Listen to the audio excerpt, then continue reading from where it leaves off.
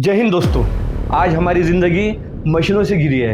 हम मशीन के बिना अधूरे हैं। अगर हमारी ज़िंदगी में मशीन ना होती तो हमारे जो काम हैं वो बहुत धीमी रफ्तार से चलते थे। दोस्तों, आपको पता है ये जो रोबोट्स, मशीनें, ये सब हमें साइंटिस्टों ने दिए हैं। ये साइंटिस्ट हर चीज़ का इन्वेंशन करते थे, लेकिन दोस्तों हमारे पास से कुछ हिस्ट्री छुपाई गई है। तो आइए जानते हैं वो हिस्ट्री क्या है। एक गोल्डन एज गया है, उस गोल्डन एज का नाम है इस्लामिक गोल्डन एज। दोस्तों, ये वो टाइम था जब दुनिया में इन्वेंशन शुरू हुआ था। इन्वेंशन मतलब मशीनों का इन्वेंशन, दवाइयों का इन्वेंशन। वो इन्वेंशन कैसा शुरू हुआ देखेंगे हम आज इस वीडियो में।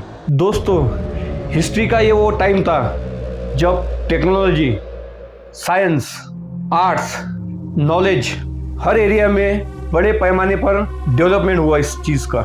इस्लामिक गोल्डन एज मतलब इस्लामिक स्वर्ण युग अब्बासी खलीफाओं के गवर्नमेंट में हुआ। ये वो दौर था दुनिया के लिए जहां साइंस की, टेक्नोलॉजी की नींव रखी जा रही थी।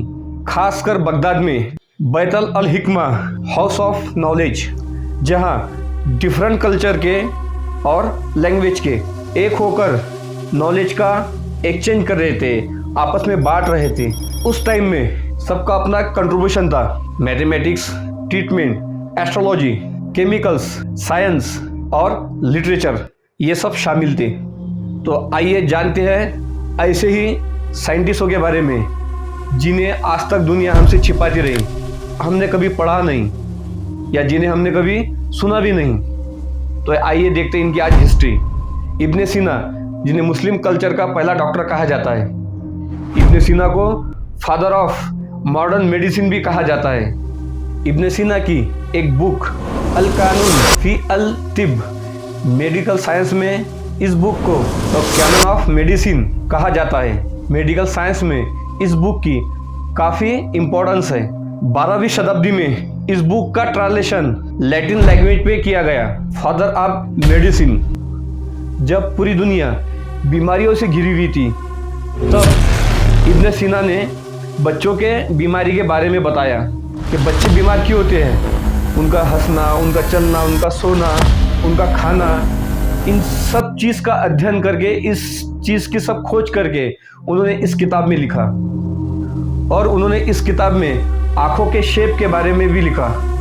इब्न सीना ने इस किताब के ज़रिए बताया कि मोतियाबिंद कैसा होता है, उसका इलाज कैसा होना चाहिए। इस किताब में इब्न सीना ने और एक चीज़ बताई, वो है फीवर के सिम्टम्स, कि फीवर कैसा होता है, उसके सिम्टम्स क्या है और उसके मेडिसिन के बारे में भी बताया है। इस किताब में इब्न सीना ने पूरी बॉडी का स्ट्रक्चर बताया, आँख, मुंह, गला, चेस्ट, पेट, किडनी, इन सब बीमारियों के बारे में बताया और इनके मेडिसिन का भी जिक्र इस किताब में किया गया है। जब दुनिया ट्यूबरकुलोसिस को यानी टीबी, इसको एक महामारी कहती थी, तब इब्न सीना ने इसको अपने किताब में खूब अच्छी तरीके से एक्सप्लेन किया। डायबिटीज़ के सिम्टम्स बताए, उन्होंने फेस पैरालिसिस के बारे में बताया। इन सब बीमारियों का उन्होंने अच्छी तरीके से एक्सप्लेन किया है। इब्न सीना ने अपनी किताब अल कानून फी अल तिब, फंक्शनल न्यूरोटॉमिक और बॉडी के रीढ़ की हड्डी के बायोमैकेनिक्स के बारे में बताया है। दोस्तों, वैसे तो बहुत कुछ है बोलने के लिए इब्न सीना के बारे में। इब्न सीना ने कई बुक लिखी, जिसमें से आज पूरी दुनिया में सिर्फ 240 ही बुक बची हैं। उनके साइंटिस्ट वर्क में एक लॉजिक शामिल था। प्रकाश मतलब लाइट की एक स्पेसिफिक स्पीड होती है, साउंड और हवा में वो कैसे ट्रैवल करती है। दोस्तों, जब इस्लामिक गोल्डन एज की शुरुआत हुई थी तब उसमें एक साइंटिस्ट और भी थे, अब्दुल कासिम अल जरावी। अल जरावी को फादर ऑफ मॉडर्न सर्जरी भी कहा जाता है।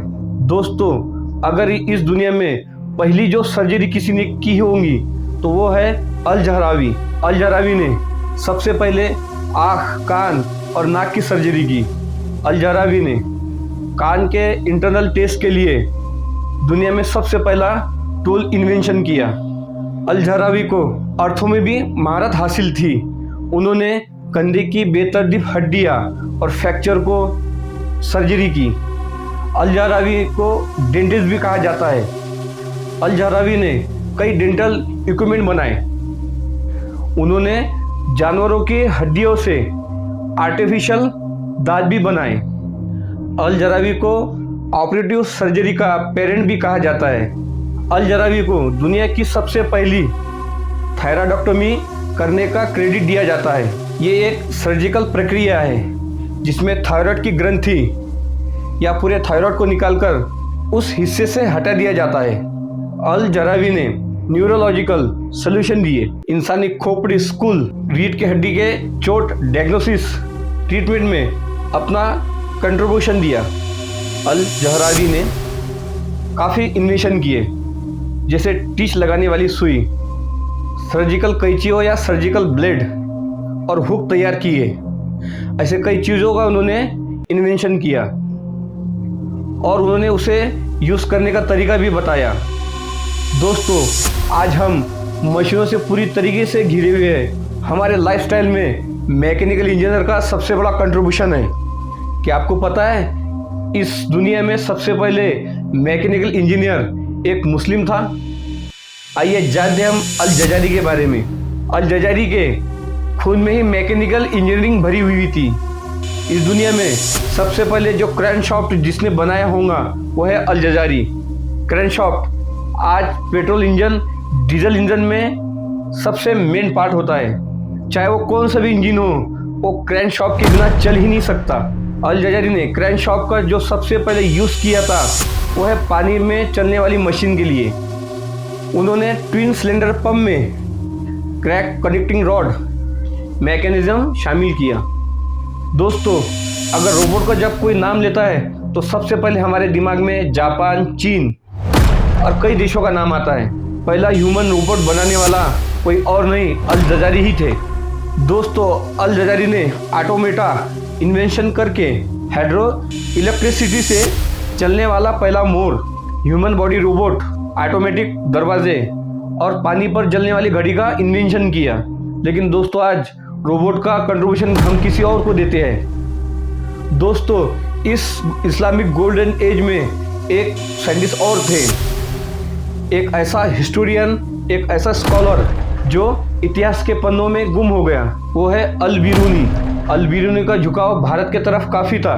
जब महमूद गजनवी भारत के तरफ अटैक करने के इरादे से जब आया, तब वो साथ में अल बिरूनी को कैद करके लाया। लेकिन अल बिरूनी का झुकाव भारत की तरफ होने से भारत का कल्चर, भारत के ग्रंथ और भारत के वेदों से काफ़ी लगाव था। उन्होंने अपनी बुक किताब अल हिंद में भारत के कल्चर, भारत के संस्कृति को शो किया। अल बिरूनी एक एस्ट्रोनॉमी भी थे। अर्थ अपने रेखा पर घूमने की पॉसिबिलिटी पर डिस्कस करने वाले साइंटिस्टों में से वो एक थे। उनका प्रिंसिपल कोपरनिकस के प्रिंसिपल से कई सेंचुरी पहले का था। अल बिरूनी ने चांद, सोलर ग्रहों का डिटेल ओवरव्यू किया और अर्थ की सर्कमफेरेंस की सटीक कैलकुलेशन की। दोस्तों, आज हम जो कैमरे की मदद से हमारी मेमोरीज स्टोर करते हैं, क्या आपको पता है कि पहला कैमरे का इन्वेंशन ये एक मुस्लिम साइंटिस्ट ने किया था? वो साइंटिस्ट थे अल हैतम। दोस्तों, 1685 में जोहन जहान ने पहला कैमरा डिज़ाइन किया था। लेकिन दोस्तों, आज तक दुनिया में जितने भी कैमरे इन्वेंशन हुए हैं, लेकिन उसके थ्योरी का पहला प्रिंसिपल रखने वाले अल हैतम ही थे। इस कैमरे की नींव 1000 साल पहले रखी गई थी। अल हैतम को ही फादर ऑफ मॉडर्न ऑप्टिकल कहा जाता है। अल हैतम को मैथमेटिक्स, फिजिक्स में भी महारत हासिल थी। मिस्र और इराक में एक साइंटिस्ट के तौर पर अल हैतम को जाना जाता था। लेकिन दोस्तों, इस कैमरे की स्टोरी में बहुत बड़ा ड्रामा भरा हुआ था। मिस्र के बादशाह अल हकीम ने अल हैतम को मिस्र बुलाया।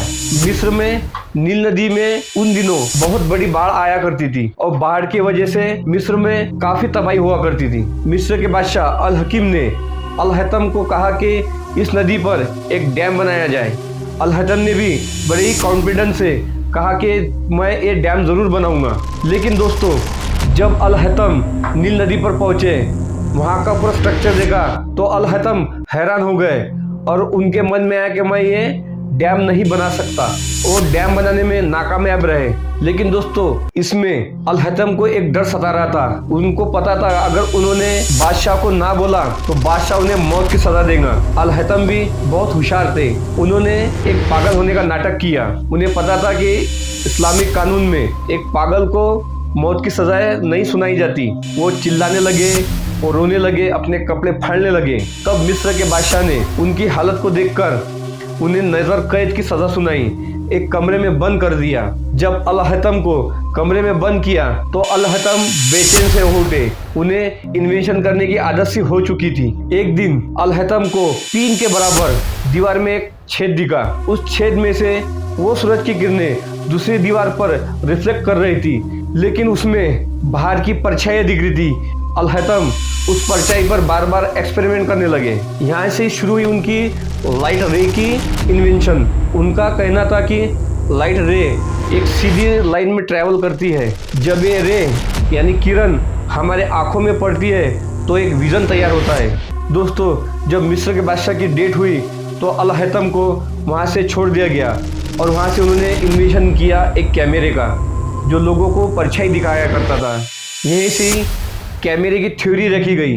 जब अल हैथम अपने अंधेरे कमरे में बंद थे तो उसे वो अल बैत अल मुल्जिम कहा करते थे। यहीं से उन्होंने अपने इन्वेंशन का कंफर्मेशन दिया।